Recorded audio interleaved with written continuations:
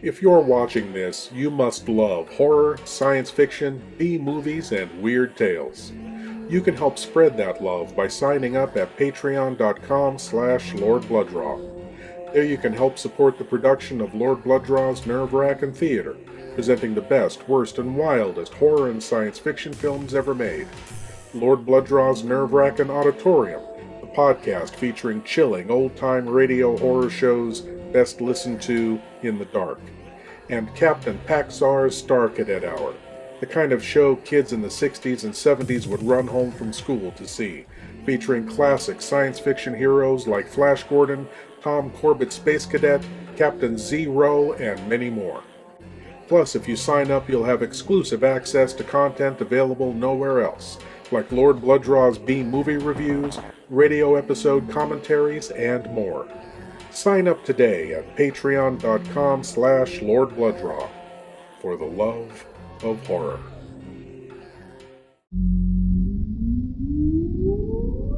Countdown for blast off. X minus 5, 4, 3, 2, 1. Fire.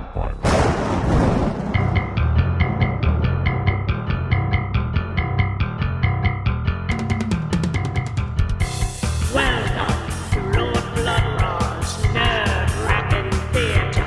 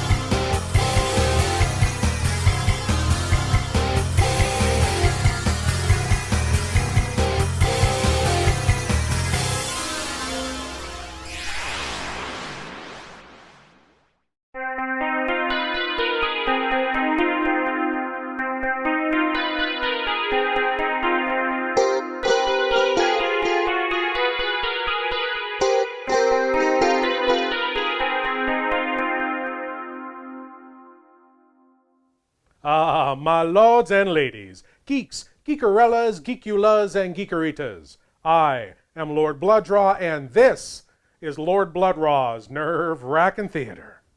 And tonight's film stars the one and only Dark Prince of Horror himself, Mr. Bela Lugosi. No vampire capes or coffins tonight. Tonight, Mr. Lugosi plays a disgruntled, small-town doctor who seeks revenge against the family who grew rich, capitalizing on his inventions. The tools of his revenge? A strong aftershave lotion and an artificially inflated bat. My lords and ladies, from 1940, it's the Poverty Row potboiler, the Devil Bat. And of course, along the way, we'll have our usual grab bag of the unusual, more madness from Gore Drizzle the Unkind, the cranial cavity search, and much, much more, including, towards the end of our show, a very special surprise you Lugosi fans are not going to want to miss. But now, without further ado, I give to you one of the true immortals of horror cinema, Mr. Bela Lugosi in The Devil Bat.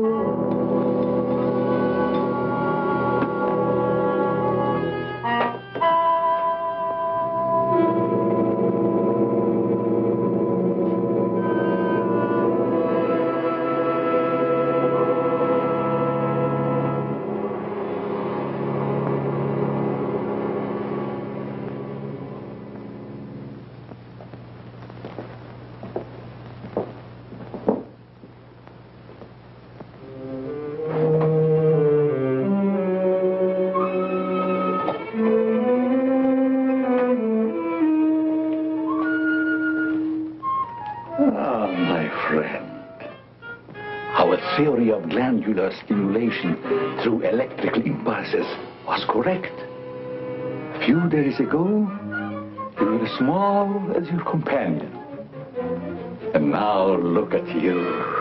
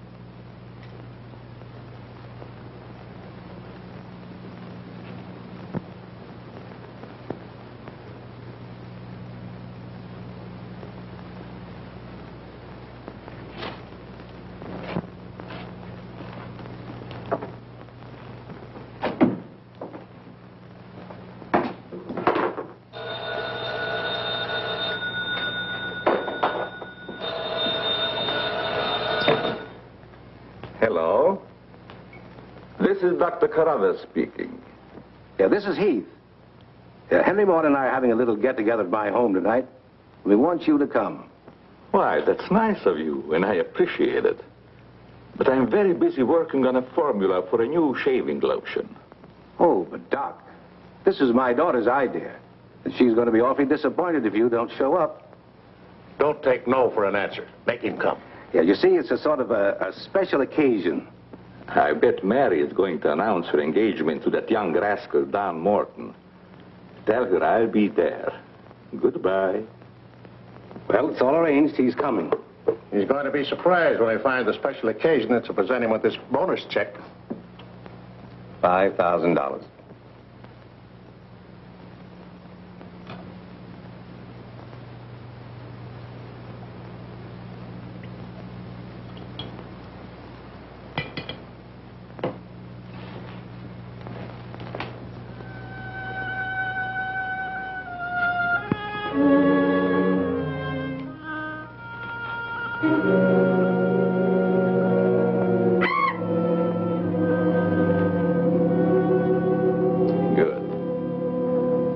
You have not forgotten. You hate this strange oriental fragrance, even while you sleep. Just as you did before I made you big and strong. Now, if you detect the fragrance in the night, when you're fully awake, you will strike.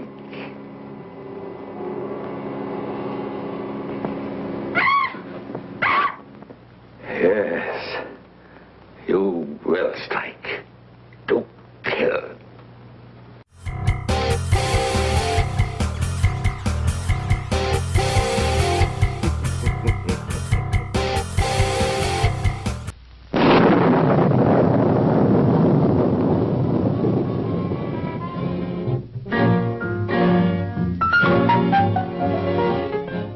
Attempting to solve the disappearance of a beautiful girl, the East Side Kids invade a haunted mansion and come face to face with sinister Bela Lugosi. The kids take the first round, but that's only the beginning of this terrifying night.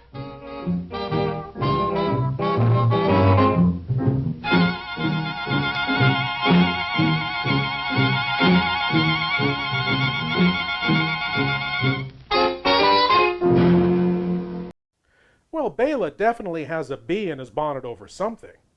I mean, he didn't train that bat to hate a special oriental fragrance and then invest all that money in that Frankenstein equipment, which I assume he got from a surplus Frankenstein equipment store, to grow the bat to monstrous size and send it out to kill over nothing.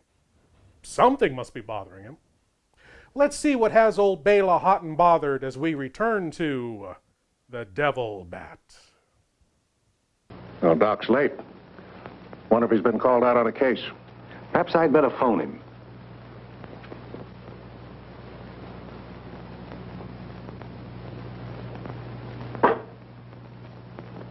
Now remember, Roy, Tommy, you're not to mention anything about this bonus for the Doc until after your father has presented it.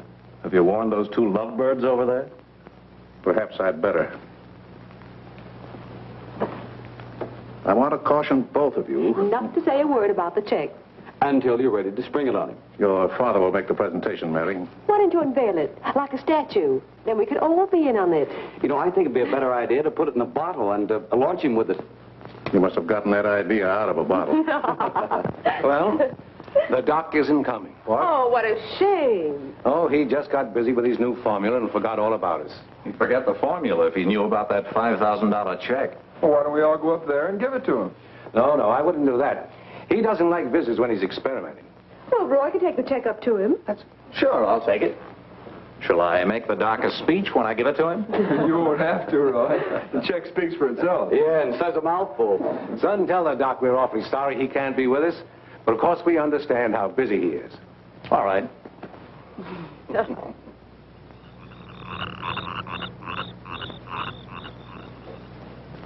Just a minute, Roy, and I'll be with you.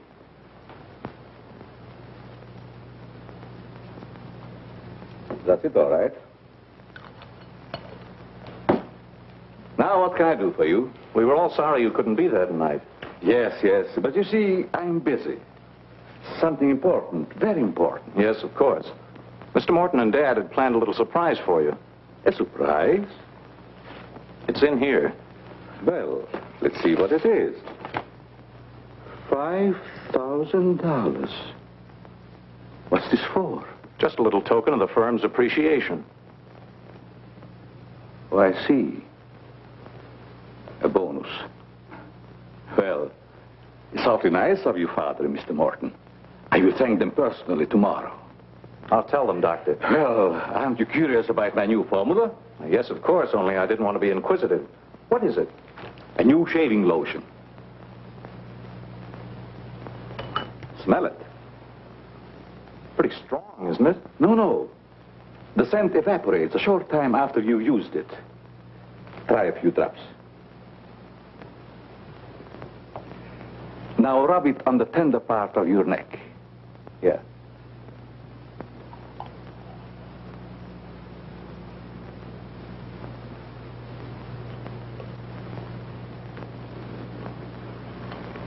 Soothing, isn't it? Yes. When will it be ready for the market? Oh, it's still in the experimental stage. I want to try it out on several people first and see if it works. Well, if you'd like to send me a bottle, I'll be glad to try it for you. Thanks. Good night, Doctor. Goodbye, Roy.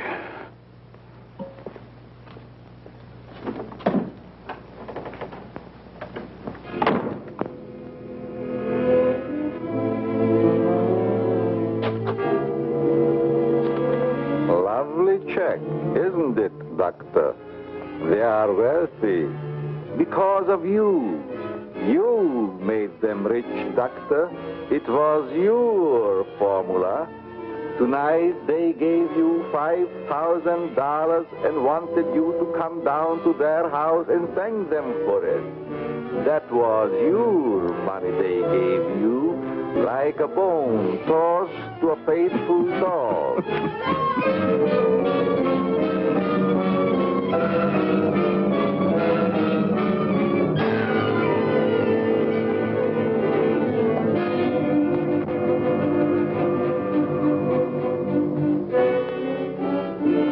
You should be very grateful, Doctor. Very grateful. They are rich and happy, thanks to you. And what have you got, Doctor?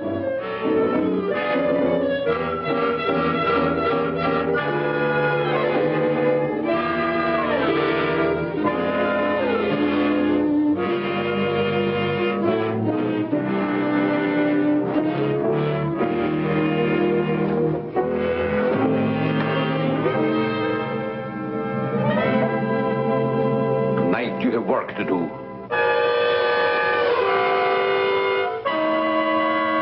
It's time you were on your way.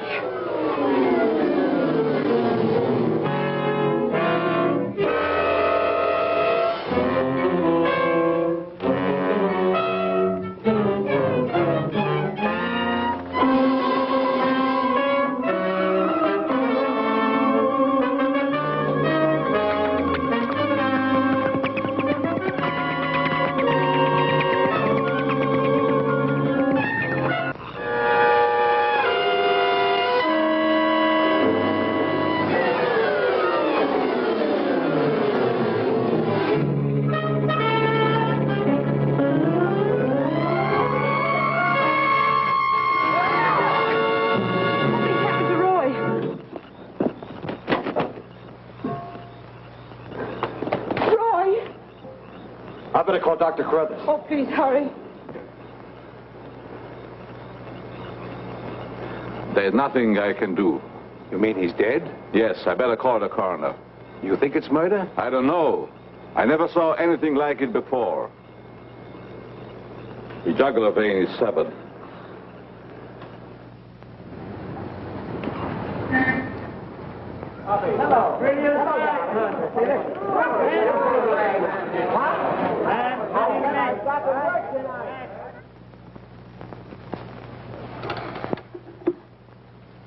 Send Johnny Layton in here.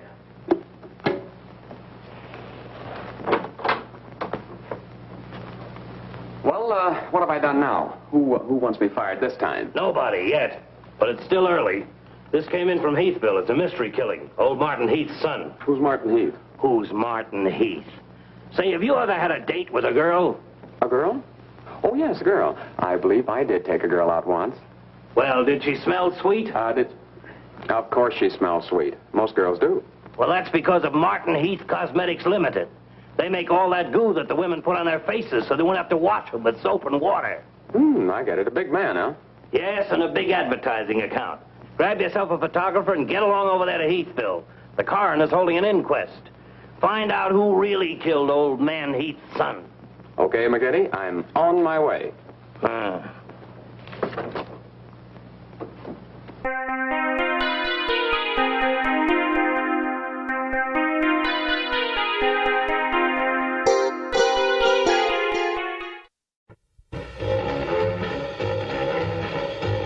artist, the poet, the figure model who loves to show it.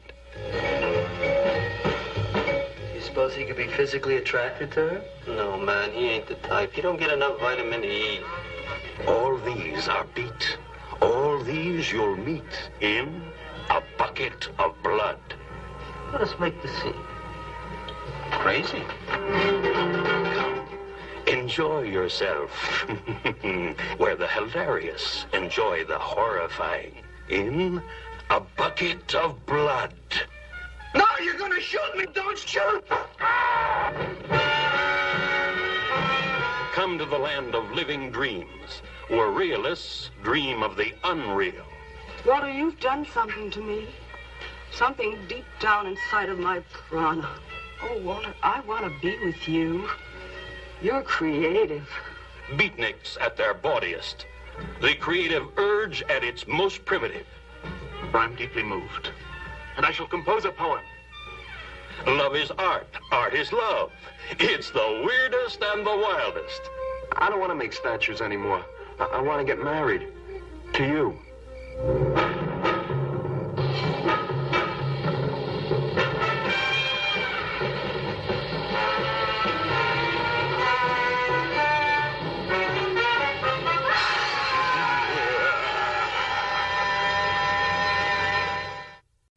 The devil bat has claimed its first victim, and Bela's mad plan for revenge has begun. Although I can't help thinking if Bela had better negotiating skills, all of this could have been avoided. I mean, did you try asking for more money, Bela? All they could say is no, and then you'd have the giant killer bat to fall back on. Oh well, this is not a business training film, this is The Devil Bat. Meanwhile, back in Heathville...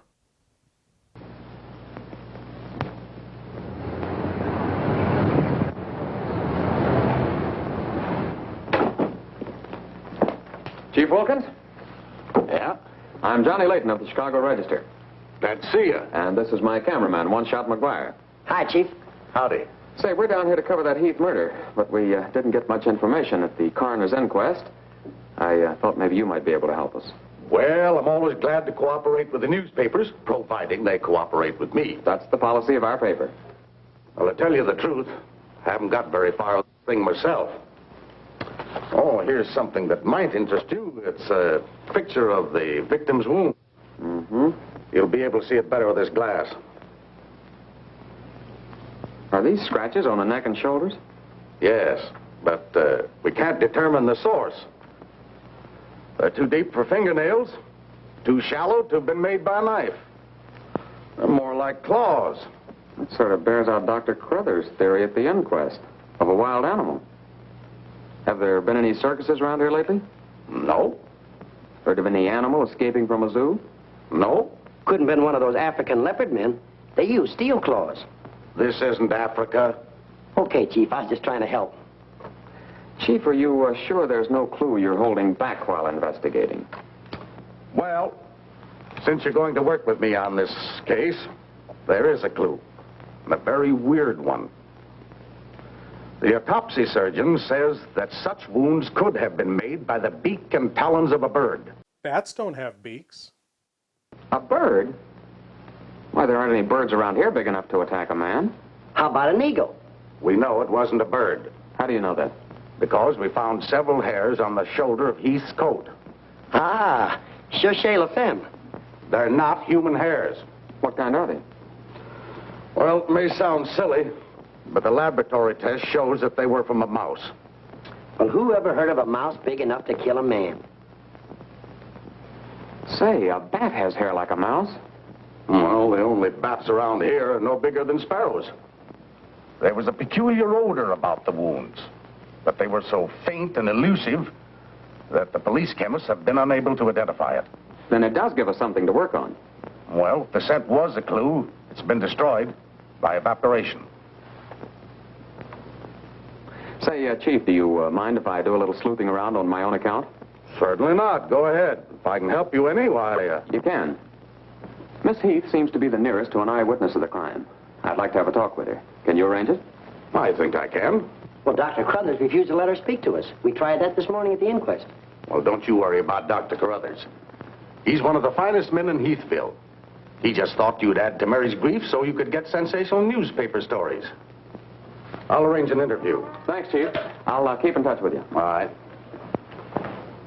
48J. Miss Heath, did your brother have any enemies that you know of? I know. Everybody in the village liked Roy. Mm-hmm. Well, what did he do at the factory? He had charge of the experimental department where the new products are developed. Oh, here comes Dr. Crothers. Hello, Doctor. Hello, Mary. I took a shortcut from my laboratory through the garden hedge. You met Dr. Crothers at the inquest this morning. Yes. Mr. Layton, I hope you'll forgive me if I seemed a little abrupt. But I'm fond of Mary. And considering the ordeal she already went through, I wanted to protect her from dwelling too much on a tragedy. Of course. You were quite right. We're working on the case with the police now. Yes, I understand. Chief Wilkins phoned me. And if I can be of any assistance, just call on me. Thanks. Won't you sit down?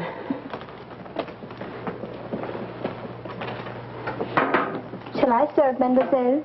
No, Maxine, I'll do it. You may go now. Oui, mademoiselle. Do you take sugar, Mr. McGuire? Huh? Oh, no, ma'am, never. In fact, I don't even take tea. If you'll just deal me out, I'll take a look around. I may dig up a clue.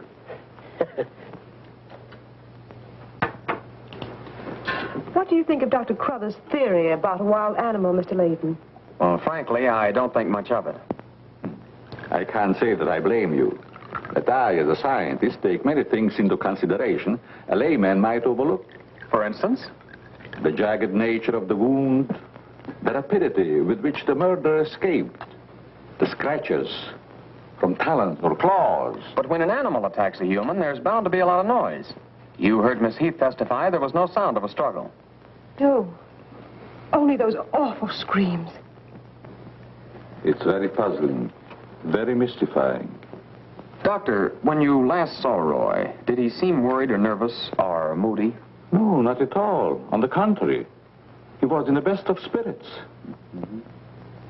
Well, I've got to get back to the village now and file my story. You'll excuse me?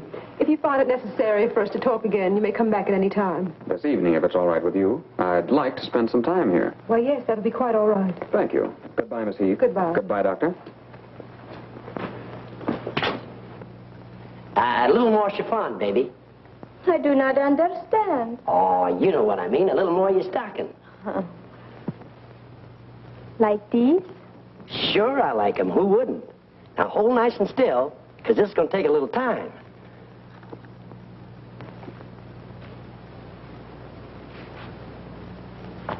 Well, if you're going to shoot, shoot. Right away, Johnny. I was just trying to get the focus. Mm-hmm. I got it. And not bad, either. I'll be back in a minute, Frenchy. And don't worry none about those werewolves, because nothing's going to harm you while I'm around here. You make Maxine feel so calm. My big, brave journalist.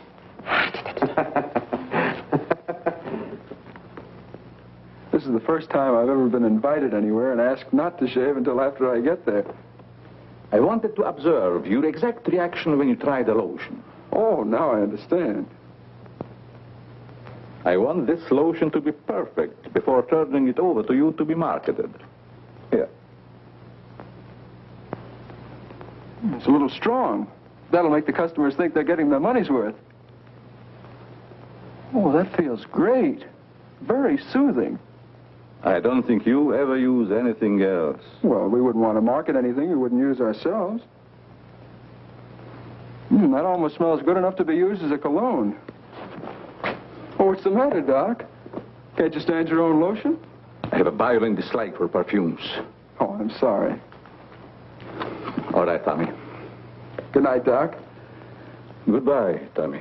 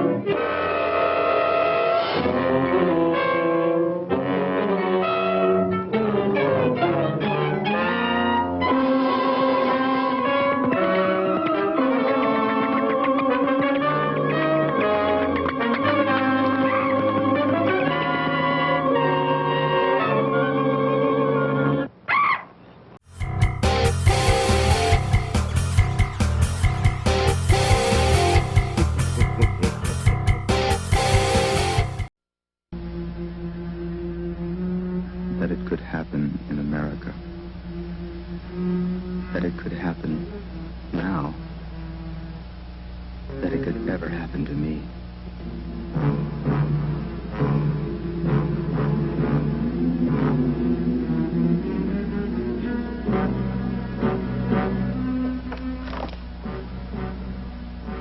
Another murder tonight. At Watergate. My apartment.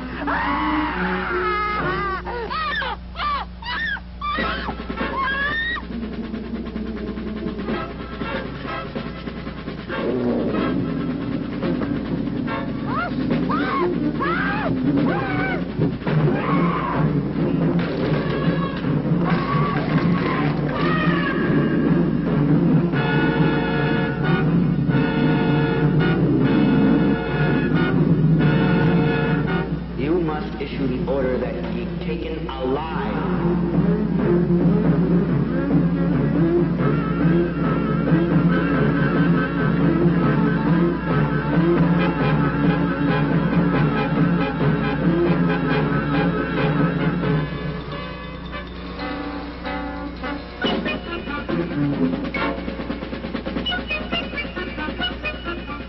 The moon hasn't risen yet. Put a guard on me.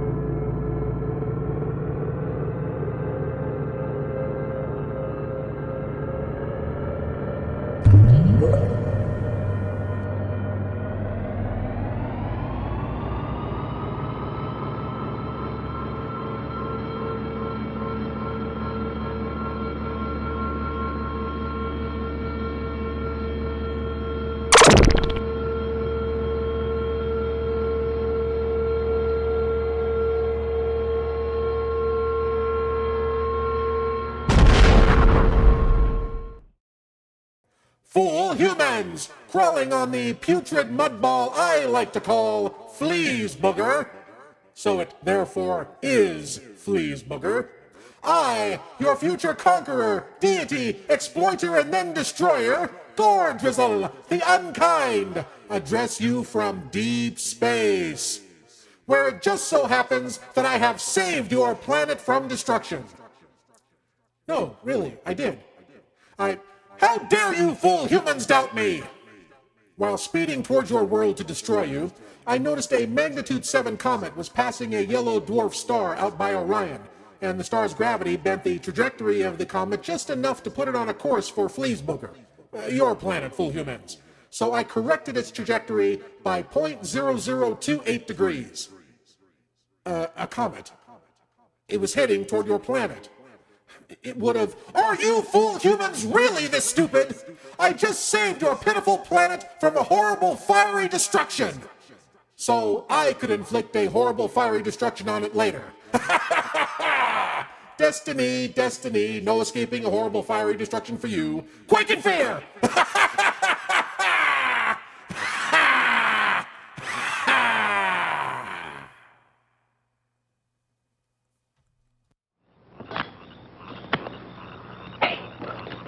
What's that? Where? Over there, something's moving.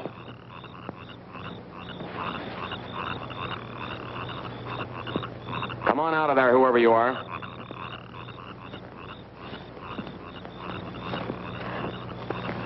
What are you doing out here, Miss Heath? I thought you might want some company. Shall we sit down? You know, you shouldn't be wandering around in the garden at night after what's happened. Neither should you. Well, but it's part of my job. Mine, too. Roy was my brother. Be careful, I think it's Tommy. Hello, Tommy. Hello, everybody. Hello, Hello, Tommy. darling. What's up, sis? Mr. Layton wanted to stay in the garden for a while, so I joined him. Don't tell me you're waiting for that animal Dr. Carruthers mentioned. So you don't believe it either? I certainly do not. It's ridiculous. But somebody or something killed your brother. And I suppose you're working on the theory that the murderer always returns to the scene of the crime. Perhaps I am. Well, not for me. If you'll take my advice, Mary, you'll leave these gentlemen to their vigil and go to bed. That's what I'm going to do. Good night. Good night, Tommy.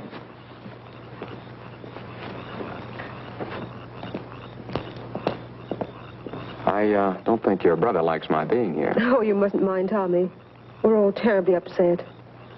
I know.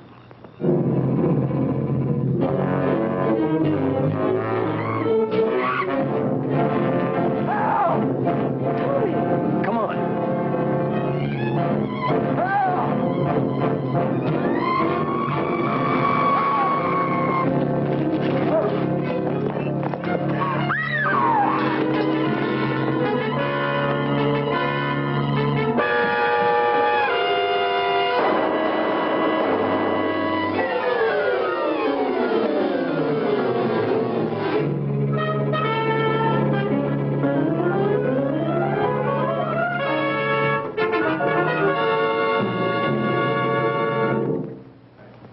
But I'm telling you, McGetty, it was a bat. I saw it kill Tommy Heath. Listen, Johnny, I want you and One Shot to come on home or I'll fire both of you. I'm not coming home, and neither is One Shot. I'm keeping him here to get a picture of the devil bat. Say, that'll look great in the headlines. Devil bat strikes again. Listen, don't tell me it had horns. Maybe I better send a wagon with the steel bars and the strong boys with the straitjackets. Look, Joe, have I ever lied to you? Plenty of times. Well, I'm not lying this time. If it ever got out that I cooked up a fake story about a devil bat, I wouldn't be able to get a job on a country weekly. Print the story, Joe. So help me, it's on the level. All right, I'll print it. But I won't believe it. Not till One Shot gets me a picture of that devil bat in action. Don't worry, he'll get it. Goodbye. You, my friend, are going to get a shot of the devil bat in action. Who, me? How? Have you noticed there's a taxidermist shop in the village? Well, you wouldn't suggest that I go out and stuff a bird, would you? One Shot. To think that you'd even hint that I would suggest you have the village taxidermist build you a nice big bat for pictorial purposes. Besides, a bat isn't a bird, it's a mammal. Well, why didn't you say so in the first place? Where is this bird stuffing emporium? Oh, down on Cottage Grove Avenue.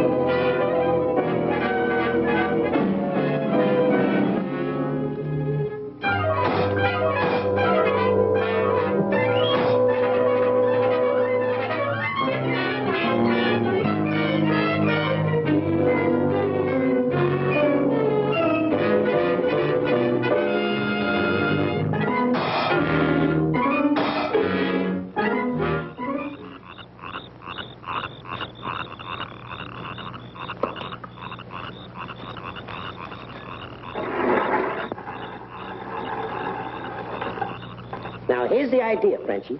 You hang on to the bat till I get my camera set up. And when I raise my hand, you give the bat a good shove, and it'll swing out just like it's flying.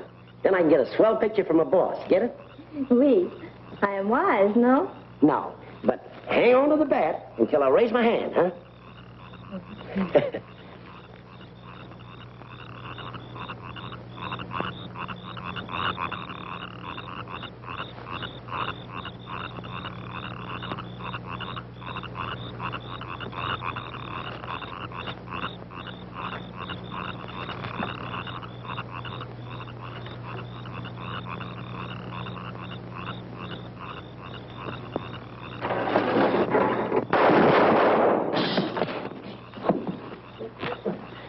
Daddy, are you hurt?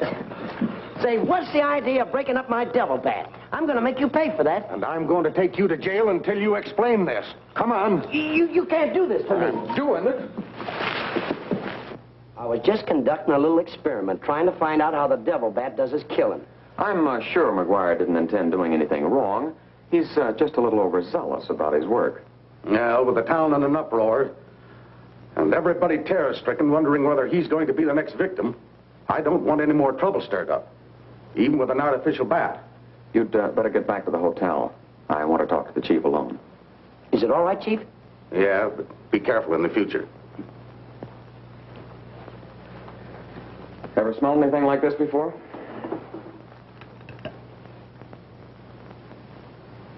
Well, yes. That's the same stuff that's been on every one of the devil bat's victims. Where'd you get it? Found it in Don Morton's bathroom. Find out where Morton got it? No, I didn't want to arouse suspicion by asking questions till after it's been analyzed. You think it has any connection with the murders? That's the way it strikes me, but I can't figure out how. I'll get the police cameras on it right away. I'll snoop around, see if I can find out where Morton got it. Well, it probably came from down at the Heath Cosmetic plant. I've men working on a theory of a disgruntled factory employee committing the crimes. It's certainly more than coincidental that all the victims have been members of the Heath and Morton families. Yeah. Looks like a plot to wipe them all out. I wish the rest of them would leave town until this crime is solved. You're worried about Mary, aren't you? Well, yes. I've been urging her to leave, but she won't go without her father.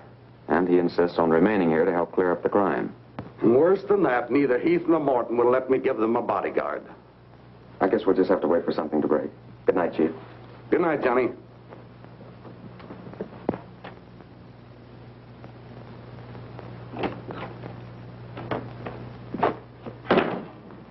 Boy, have I got a picture that'll knock McGinty dead. Meet the devil bat.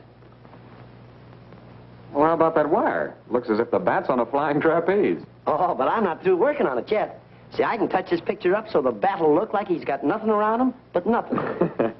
Okay, Rembrandt. You win.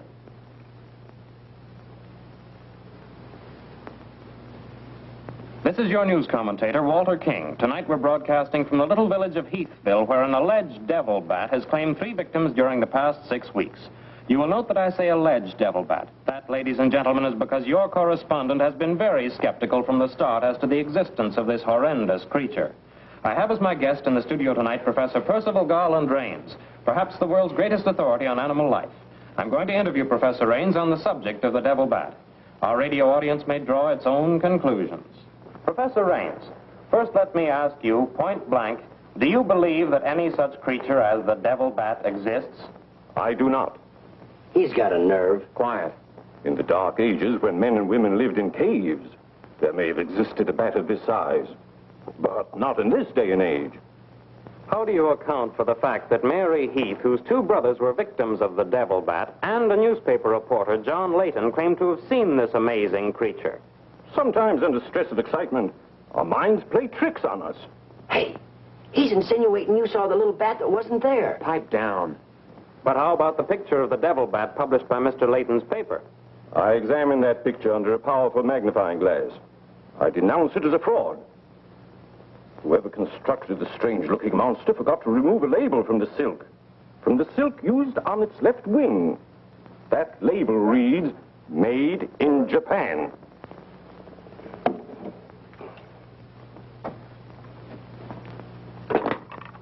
Put through a hurry call to Heathville. I want to talk to Johnny Layton. He's at the Heathville Hotel. One guess who that is. Yeah, McGinty. I, for one, am shocked at the total lack of journalistic integrity being displayed in tonight's movie. For 2 gentlemen of the press to falsify photographic evidence in such a crass and insensitive manner is totally beyond the pale. I, for one, feel fortunate that we live in a day and age when the news media of this country wouldn't dare publish anything that isn't 100% factual information for a well-informed and intelligent public. And later on tonight, our continuing coverage of the President of the United States and his possible connection to insectoid aliens from the moon. Is his stance on immigration reform just a veiled attempt to bring hordes of his multi-legged, slimy brethren into this country to steal our freedoms? We'll ask our panel, which includes a disgraced U.S. Senator with a new book to plug, an NRA spokesman, and Honey Boo Boo after this.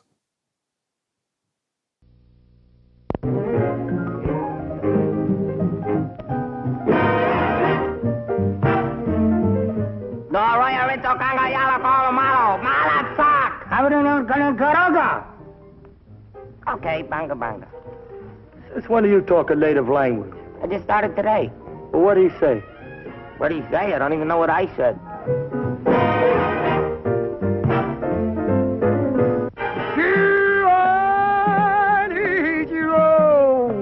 Do I, baby? Of course I do. Duke Mitchell and Sammy Petrillo turn an island paradise into the zaniest madhouse in the 7 seas. Charlita puts a gleam in Duke Mitchell's eyes. Your smile only added life to your masquerade. Muriel Landers puts the whammy on Sammy. Sammy! Run for your life! Go on, get out of here. Run for your life. Ramona, the romantic chimp, takes off on a romantic chase of her own. Strange, but interesting. Really think so? What a charming compliment. Bela Lugosi finds the perfect subject to turn a gorilla into a goof, and versa versa. Look, what are you trying to tell me? I don't understand a word. What am I, dumb or something? Don't answer that. Now look, Duke Mitchell, I'm running this game, you understand? And don't talk back. Yeah, now put it on, because we got to get out that door.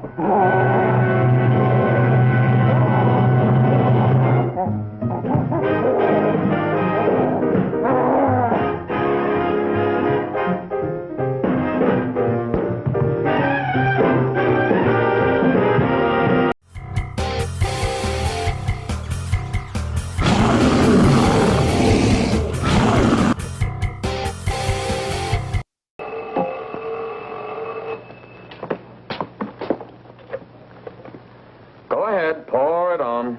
So you slipped over a fake picture on me, huh? Well, you're fired, both of you. And I'll see to it that you never work on another newspaper as long as I live. Made in Japan. You tell One-Shot McGuire he ought to be snapping photos in a booby hatch.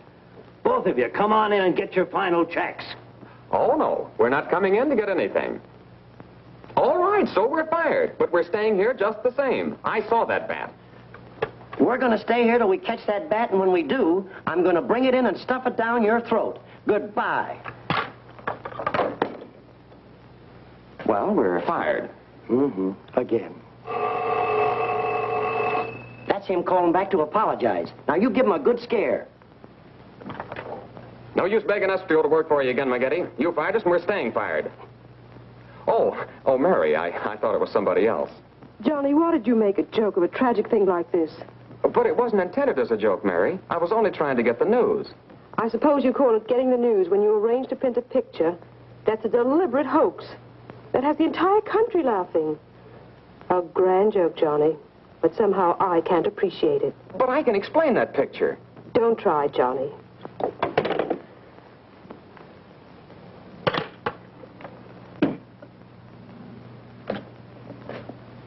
Made in Japan. I ought to skin you alive and nail your hide to a barn door.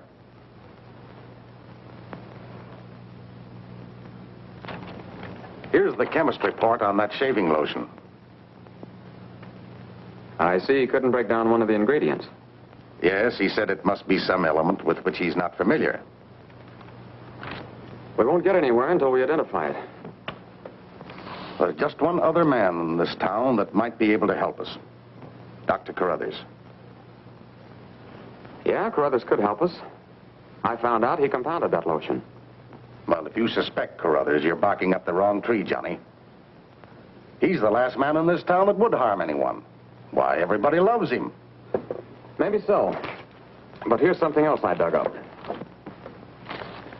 The Heath and Morton fortunes are based on a greaseless cold cream formula Dr. Crothers invented. So what? All the doctor got out of it was $10,000, and the others made a fortune. Well, it's common knowledge that he sold out for cash when he could have had an interest in the firm. Just the same, every victim had this stuff from his laboratory on him.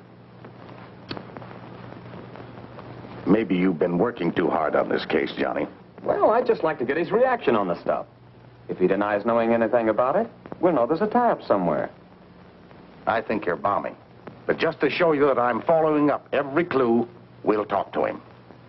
We'll, put this in another bottle, and without telling him we know he compounded it, ask him to analyze it.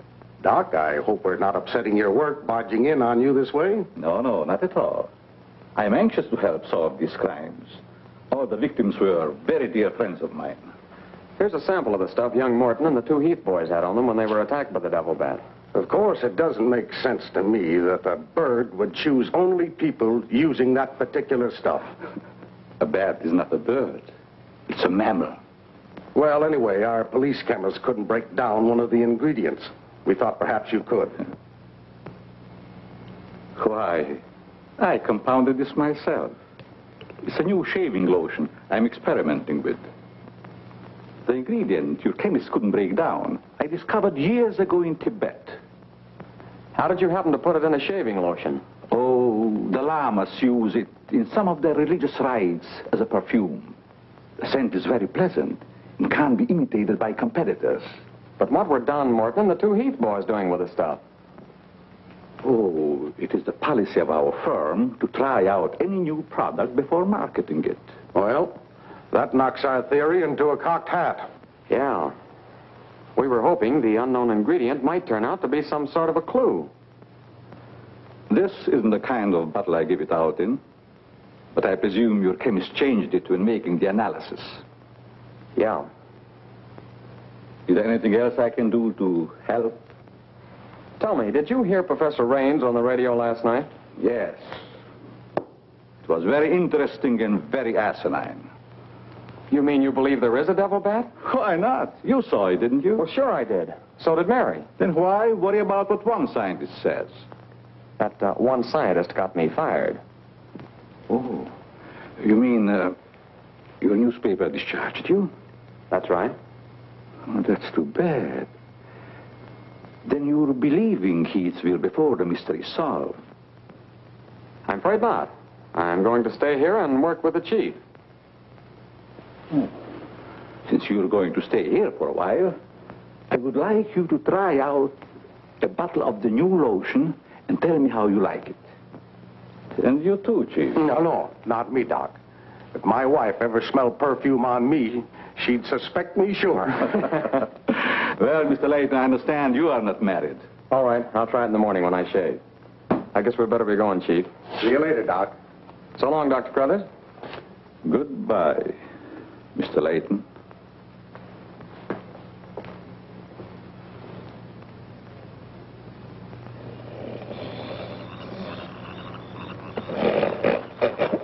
What's the matter? What's the matter? Does that smelly shaving lotion put you to sleep? Well, why'd you tell the doc you're going to use it if you think it's smelly? Oh, I don't know. I guess I was a little ashamed of ever suspecting the old doc. Well, I like it, and I'm going to tell him so. What time is it? After midnight. Midnight? Oh, there ain't no use of waiting around here any longer. This must be the bat's night off.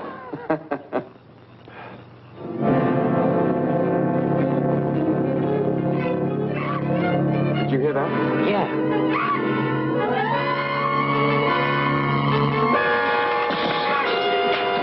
Get that camera ready.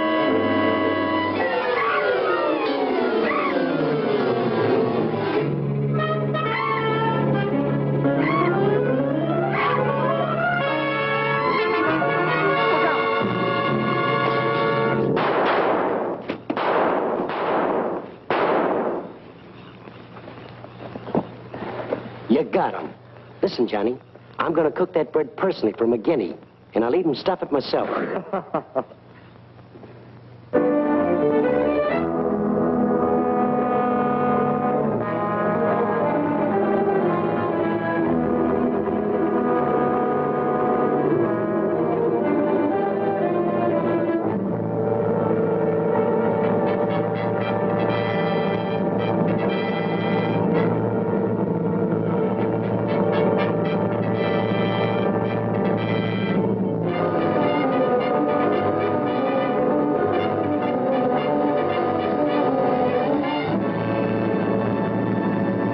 was still skeptical when I came to Heathville today to examine the body of this so-called devil bat.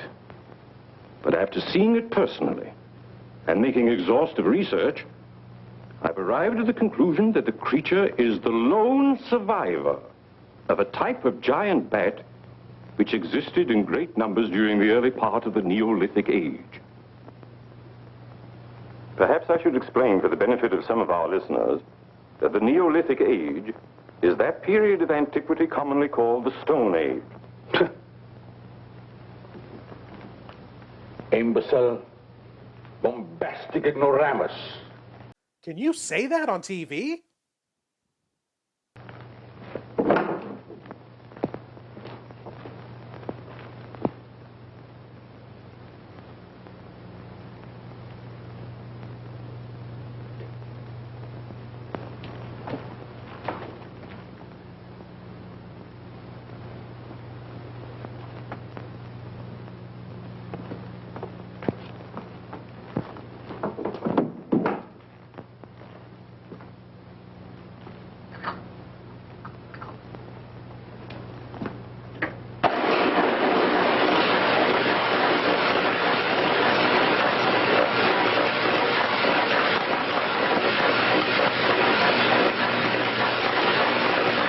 Sorry, McGinty, but One Shot and I are not interested. At your prices.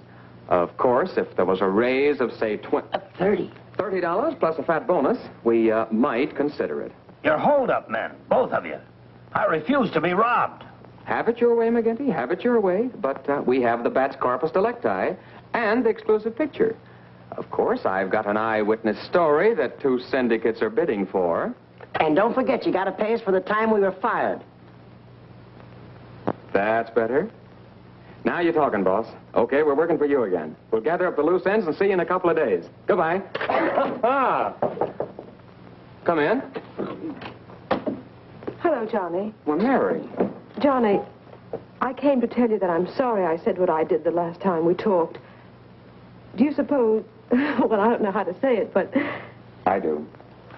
Miss Heath, do you suppose that little French girl would apologize to me if I looked her up? Well, I'm positive she would.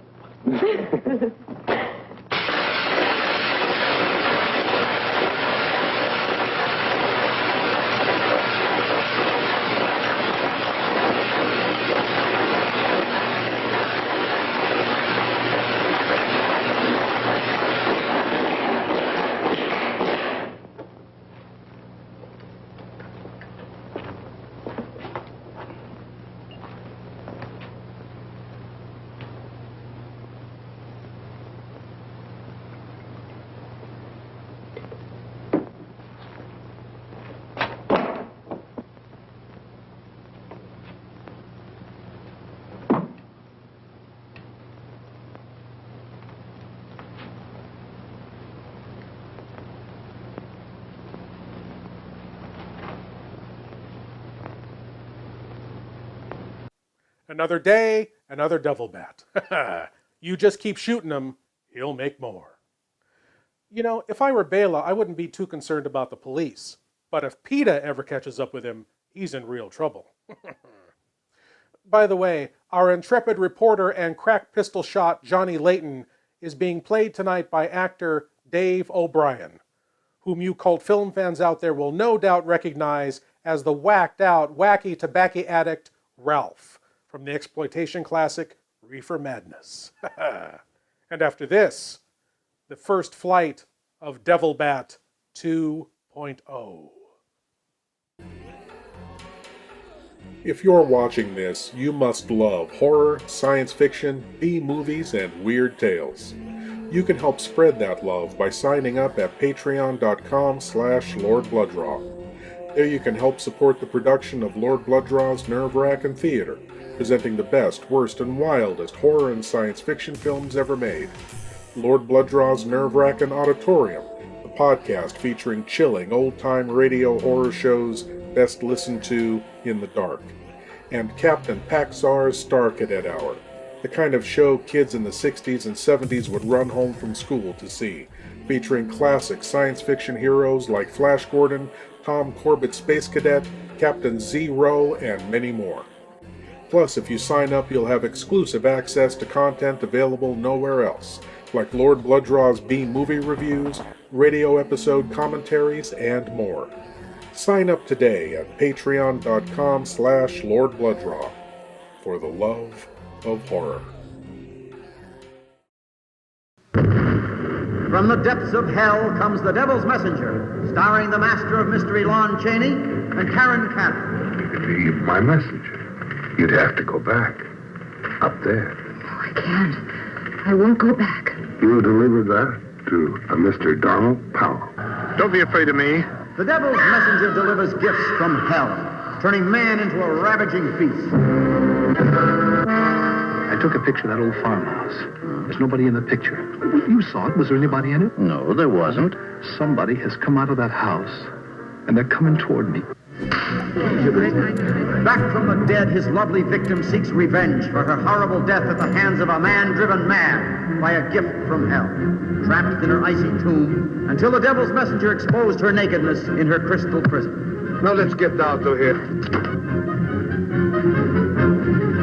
She becomes the object of a scientist's lust.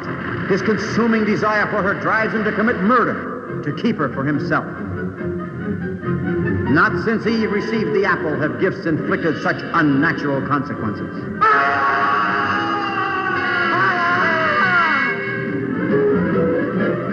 Tonight at midnight, you will be dead. Just how do you intend to kill me? I have no idea. I don't even know you. The crystal ball foreshadows doom, for it is the plaything of the devil, and only he can change the events it foresees. You must see what the Devil's Messenger has in store for you.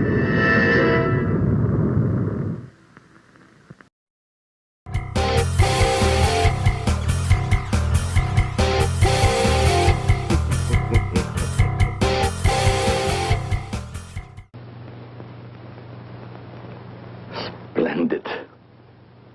You will be even greater than your unfortunate predecessor.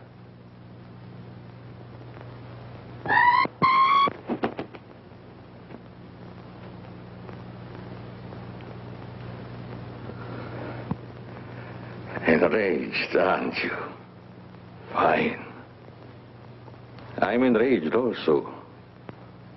Tonight I shall call on Henry Morton, and you shall strike him down. Henry, the lotion has turned out to be better than I had hoped. I want you to try it.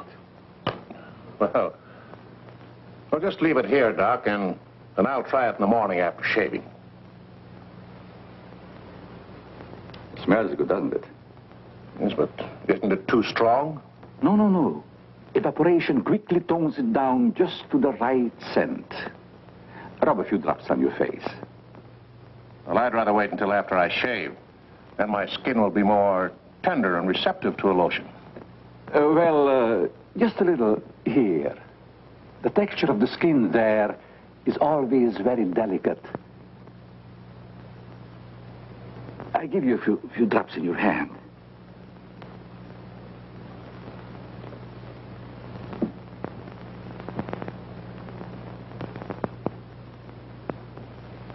I hope you're right about that scent evaporating quickly. I smell the high heavens. Perhaps that will be the secret of its success. Well, you can never tell what's going to happen in this business. You can believe me, Henry. You don't have to worry. Yes, I can believe that, Doc. All of your formulas have been highly successful. Oh, I've been going over the report of the company's annual earnings. A net profit of over $1 million. Not bad, eh? When you remember what we built on. A mere $10,000 for your formula. You shouldn't have demanded all cash, Doc. You should have ridden along with us. Then you'd be rich, too. But then you've had a lot of fun in your laboratory with your experiments, dreaming up something new. You're a dreamer, Doc. Too much money is bad for dreamers. So you try to pay me in flattery, telling me that I'm a dreamer. Well, I do dream. Dreams that you could never guess. Your nerves are frayed, Doc. Now calm down. Get a grip on yourself. You've been working too hard on your formula. Formula. That's but child's play for a great scientist. Your brain is too feeble to conceive what I have accomplished in the realm of science. Doc, you've made some great scientific discovery. What is it? When you'll find out, Henry, it'll be too late for you. Oh, come, Doc. You can't pretend to control a man's destiny. I've already proved it 3 times.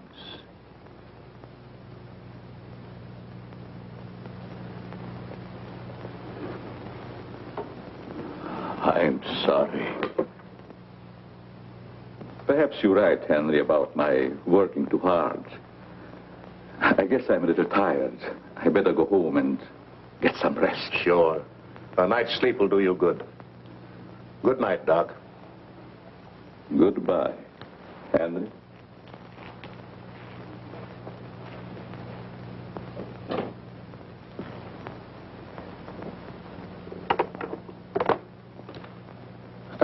J. Hello? Oh, that's you, Martin? Yes, Henry. I want you to call Chief of Police Wilkins to come to your house immediately. It's very important. Chief's here now. Well, don't let him leave until I get there. What on earth's happened? I think I've got a clue to all those murders. It may peter out, but if half what I suspect is true, it's the most diabolical plot that a madman ever concocted. What is it? Talk about the absent-minded professor. I forgot my hat. Henry, what is it? I'll tell you all about it when I get there. I hope I didn't intrude on a private conversation. No, nothing important.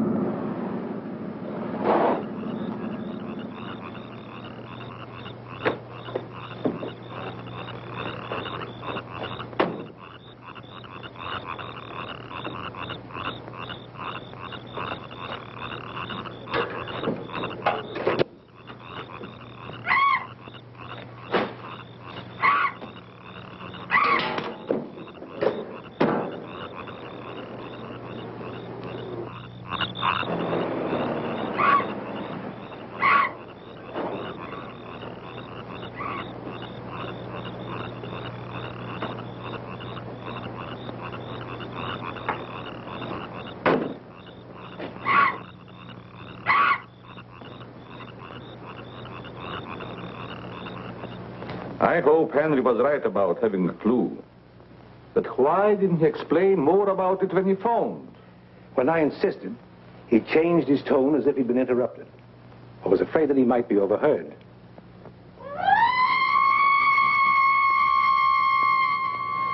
What is that squeaky sound? Oh, just some night noise. Help!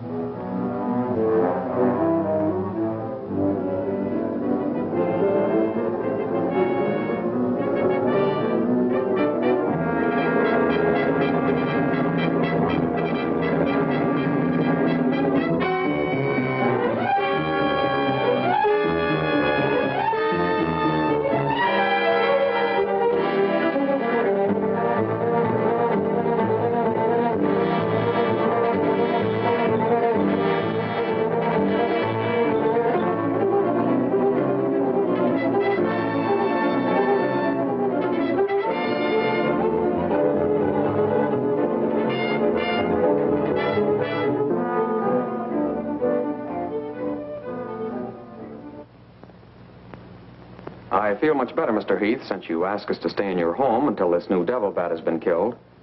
I've been worried about Mary. What reason have you to believe that Mary is in danger? Only this. I'm convinced that someone is using the bat to wipe out the entire Heath and Morton families. As a scientist, I assure you, the thought of a human controlling a bat is fantastic. Just the same, no villager's been killed or even attacked. You're forgetting, aren't you, that Mr. McGuire was attacked. He's not a member of either family. Why, I'm practically a member of this family already. I'm going to marry Miss Heath's maid. Oh, really? Well, boys, I'll have Maxine show you to your rooms. I must be running along home. It's past my bedtime. Good night, gentlemen. Good night, Doctor. Martin. Good night, Good night, Doctor. Goodbye, Mary.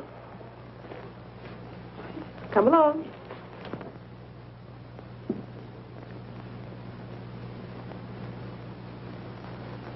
Maxine?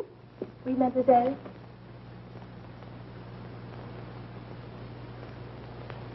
Did you fill my perfume bottles with something new? Oh, no, mademoiselle. I never touch your perfume. It's funny. I don't recognize it. Perhaps Dad filled them as a surprise. He always does that with every new perfume the plant puts out. Is there anything else? No, Maxine, that's all. Good night. Good night, mademoiselle.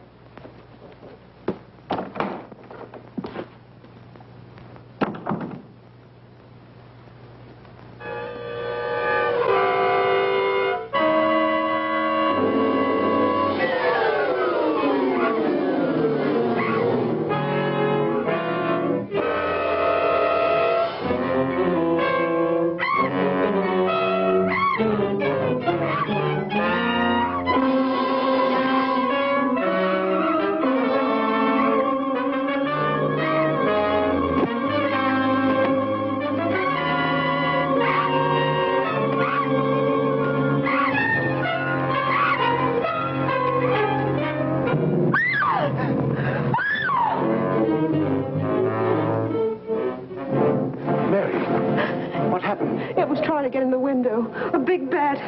Oh, it was awful. My lords and ladies, because tonight's movie is on the shorter side, we'll proceed on to the conclusion of The Devil Bat after these messages, after which we'll have our usual cranial cavity search, and then I've got a big surprise for you Lugosi fans out there. Stay tuned. Dance, baby, dance, come and dance with me. Hear the beat of the pounding string. Ride, baby, ride, come and ride with me. Let your feet go easy. What do you make of this? Where does the other end go? It dumps into the ocean. It looks exactly like the South American Fantigua fish. I hope you can take one alive, Sheriff. I still believe that a human clawed that girl to death. The Beach Girls and the Monster, starring John Hall, Sue Casey, and the glamorous Watusi dancing girls from Hollywood's famed Whiskey A Go-Go nightclub. Music by Frank Sinatra, Jr. You got a monster in the surf. Yeah, yeah. Chicks, do you have a problem?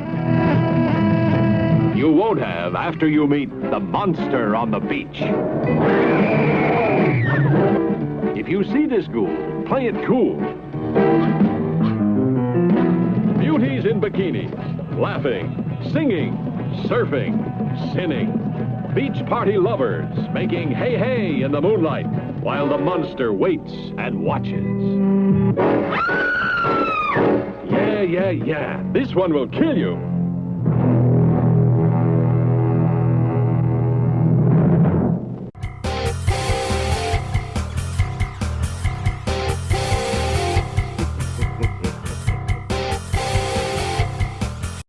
Mary, I want you to tell me everything you did just before that bat tried to get in. Well, first I took a bath. Then I brushed my hair, and Maxine came in and turned the covers down. And then fastened the screen, which somehow had come unhooked. Yeah? Go ahead, what else? Well, then we talked about some new perfume that someone had put in my dressing table bottles. Dad, did you put any new perfume in my bottles? No, I didn't. Is that the stuff? Yes. Johnny, this smells like... Hey, be quiet. I've got a hunch that I want to follow up, and I'll need everybody's cooperation. We'll do everything we can. Of course. What's Carruthers' number? 48J. Operator, give me 48J, please. Hello, Dr. Carruthers. This is Johnny Layton. That's right. Something terrible has happened to Mary. Can you hurry over? I'll be right there. Good. Oh, Johnny, I'm all right. I don't need a doctor. That's where the cooperation part comes in, Mary. You'll have to pretend to be a nervous wreck. Mr. Heath, you in one shot must help her trick Dr. Carruthers into staying here as long as you can. Where are you going, Johnny? To, do a little private bat hunting.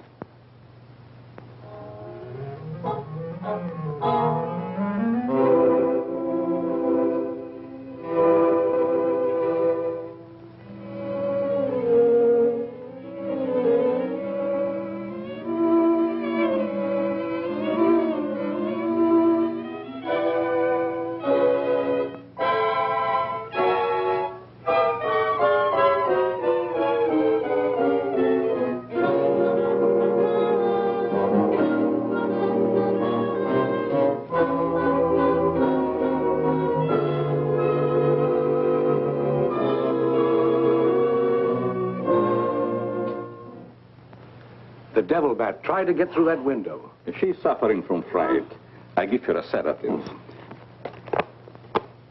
Where's Mr. Layton? Why, I guess he's out in the garden hunting the devil bat. Layton is a very brave young man. Give Miss Heath one of these every half an hour. Oui, Doctor. It will quieten her nerves. But, Doc, hadn't you better stay until she's quieter?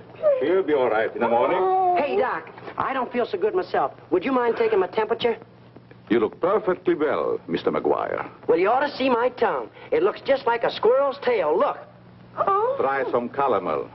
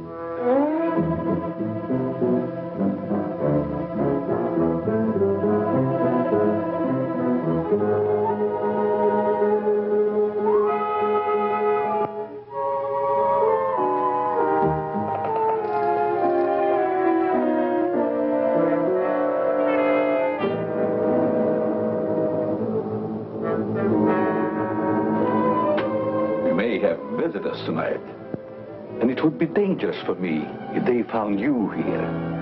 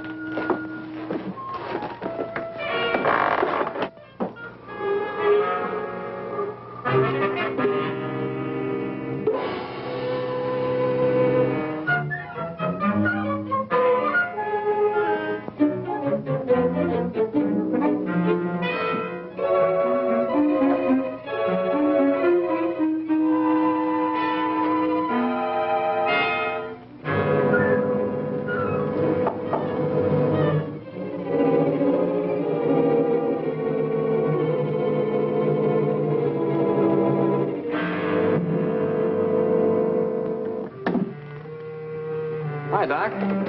I hope I'm not intruding. No, not at all. I heard you were out stalking the devil bat. Any success? No, but I thought maybe you might be able to help me. Well, I don't see how that's possible, but if you can suggest anything... Well, you could give me some more of that new concoction of yours, that shaving lotion. But how on earth could that possibly help catch the devil bat? I've still got a crazy idea that if I douse myself with it, it might attract the killer.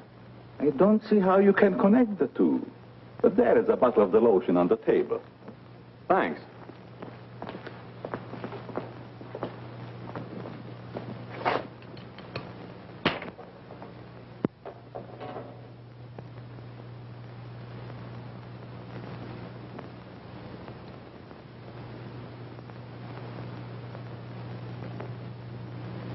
You see, Doc, I figured out something. All four of the murdered people had this lotion on them when the devil bat struck. Now, my plan is to sit in the garden, and when the killer makes one of those power dives, I'll blast him. Layton, I'm afraid all these murders have affected your mind. Maybe you'd like to come along, Doc, and be an eyewitness.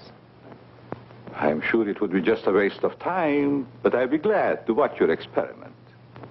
Good. I knew I could count on you to help me.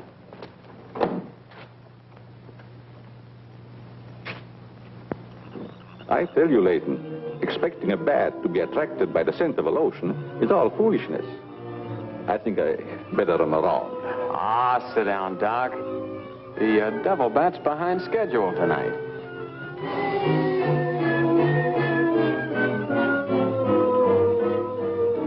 You aren't very chummy tonight. What's the matter? Firearms always make me nervous. Oh, I thought maybe you didn't want to be sitting too close to me. Just in case the devil bat does show up. According to your theory, the killer wouldn't attack me. I haven't any of that lotion on me. You have now, Doc. Why did you do that? To make it a 50-50 proposition, Doc. Now sit down, and don't try any shenanigans.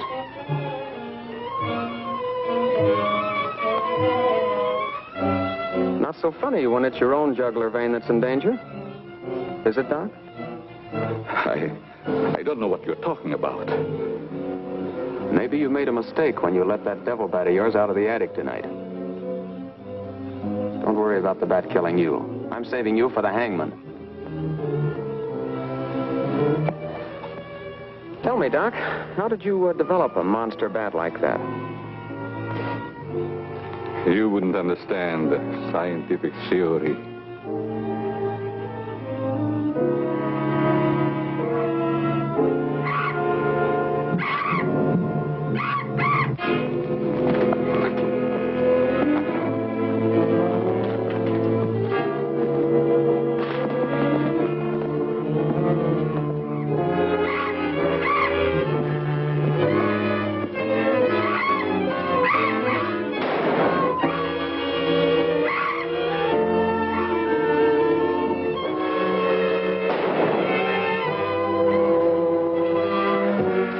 Chief, what are you doing out here?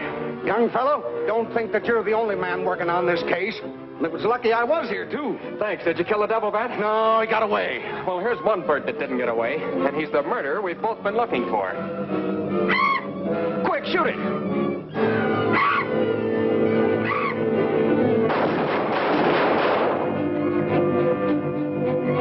Where is it? It's gone.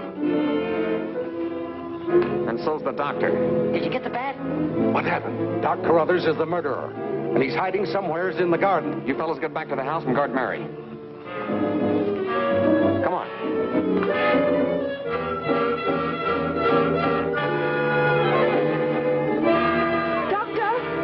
Dr. Carruthers! Doctor! Has anything happened to Johnny? Is he hurt? They took him up to my place. You better come along with me.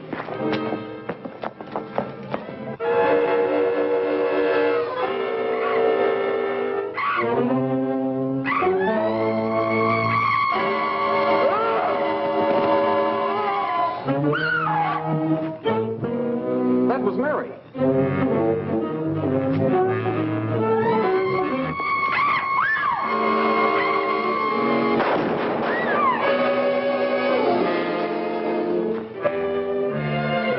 Are you all right, Mary?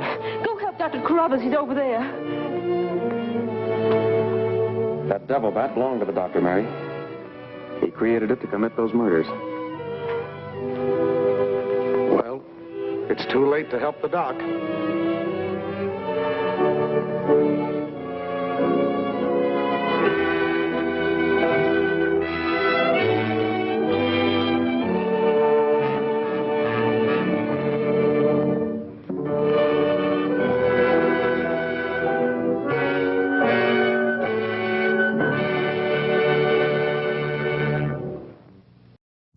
Assume the position and open your minds wide.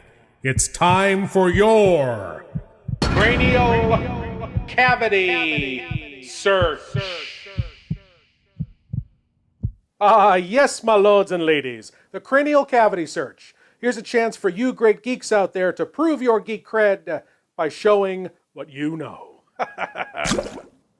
And tonight's cranial cavity search question is: Mr. Lugosi played his most famous role, Dracula, only twice on the silver screen, though he played many similar characters in other films. In the 1944 film, The Return of the Vampire, he plays Dracula in all but name. In fact, many film historians believe The Return of the Vampire to be an unofficial sequel to Dracula. What was Mr. Lugosi's character's name in The Return of the Vampire? A. Count Alucard. B. Armand Tesla. C. Janos Rook. Or D. Prince Satanus. Any ideas, my lords and ladies? Hurry away and then hurry back, and I'll have the answer for you as well as a very special surprise. Hey, geeks! Want more Lord Blood-Rah? To help support the show and get exclusive content found nowhere else, sign up at patreon.com/Lord Blood-Rah.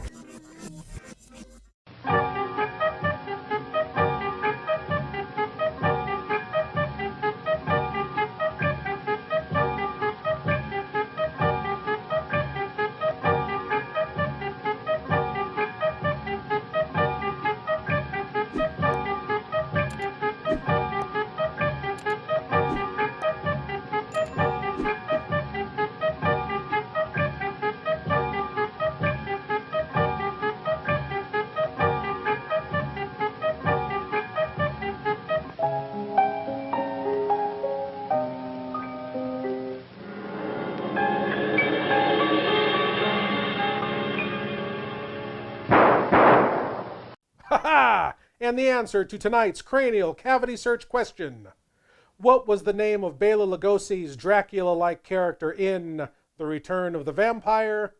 It was B. Armand Tesla. Tesla was a vampire whose coffin was unearthed by German bombs in World War II, freeing him to once again terrorize the countryside with the assistance of his werewolf slave, Andreas. If you haven't seen The Return of the Vampire, it's well worth a watch. But now, my lords and ladies, that Bela Lugosi surprise I promised you. In the 1950s, there was a television series called You Asked For It. Viewers would send in cards and letters. Remember, this is the world before the internet, requesting to see various celebrities and acts on the show. On one particular episode, somebody wrote in and basically asked, whatever happened to Bela Lugosi? Well, by the 1950s, Bela's career was in a slump. Film roles were scarce, and he turned to a venue that he thought might pay off. Bela Lugosi tried his hand at being a magician. And now, my lords and ladies, without further ado, I give to you Bela Lugosi showing his magic in You Asked For It. In a blood-curdling new role, You Asked For It.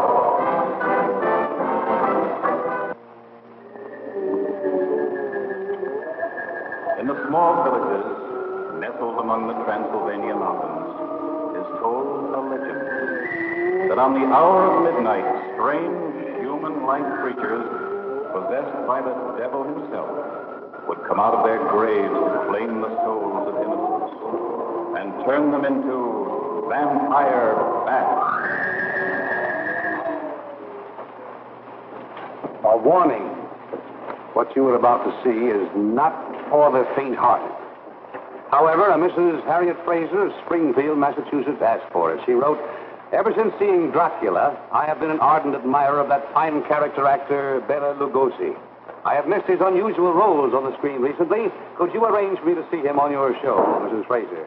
Mrs. Fraser, with a great deal of pride, that we present to you now the great character actor, Bela Lugosi, in a television premiere of a new role, that of Master Illusionist. For you now, he presents that weird vampire bat illusion.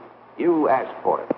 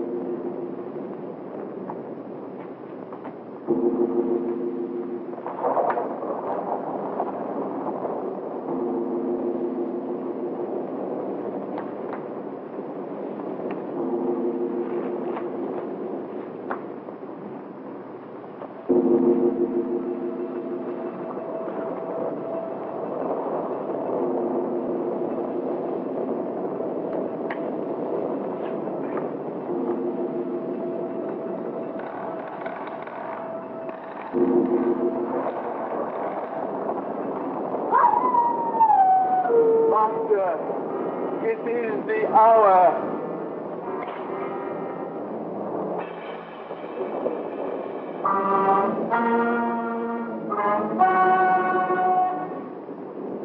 Go get the girl. The cabinet.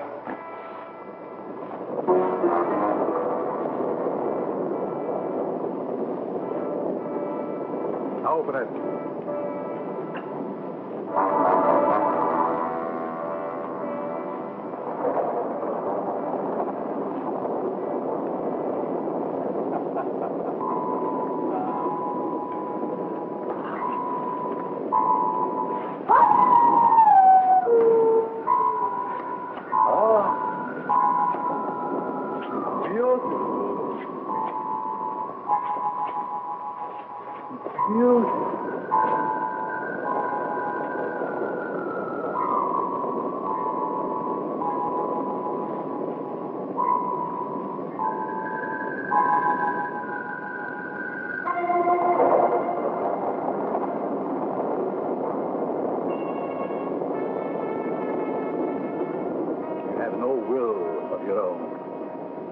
When you awake, you will not remember what I now say. You hear me? Yes, Master. From now on, you will carry out any suggestion that reaches you from my brain, instantly, without question.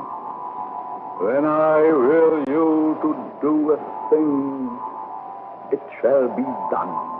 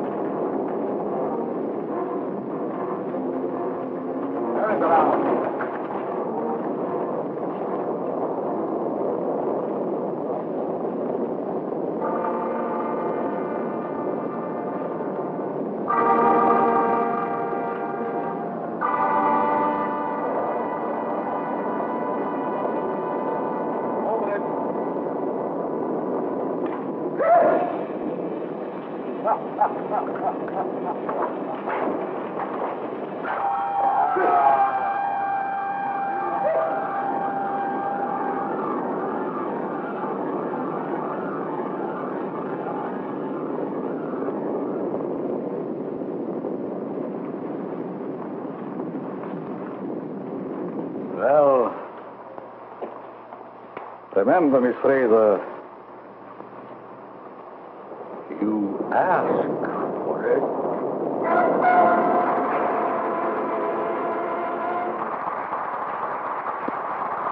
Yes, Mrs. Fraser, you asked for it. But we all enjoyed seeing Mr. Lugosi again in a bit of stage magic.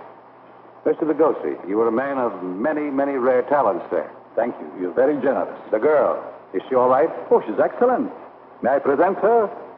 Miss Shirley Patterson. Oh, lovely lady, Miss Patterson. Delightful for you to return to us. They congratulate you, too, on the splendid work you did in RKO's 3D thriller, That Second Chance. That's the first 3D that boasts the names of people like Robert Mitchum, with Linda Darnell, and... That's right, Jack Palance. Oh, it was really a thriller. You know, they have that cable car way up in the sky, and Jack Palance and Mitchum have a terrific fighting. It's really full of suspense. I know you'll enjoy seeing it. We shall indeed. Second Chance. Thank you very much for helping us.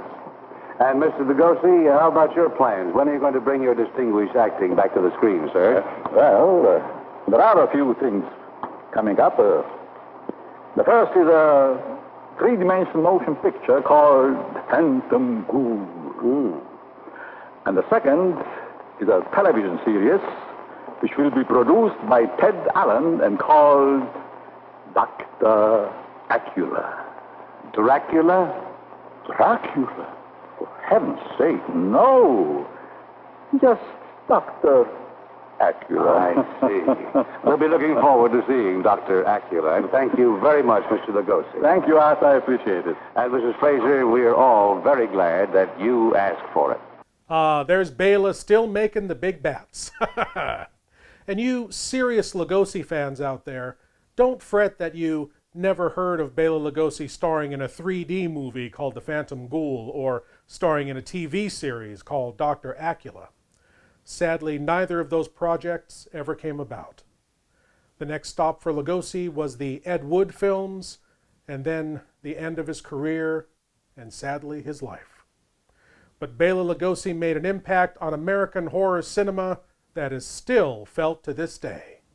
He is truly one of the masters of horror. But now, my lords and ladies, I want to thank you all for watching, and I want to invite you all back again next week when we'll do whatever this is all over again. As always, I am Lord Blood-Rah saying, geek out.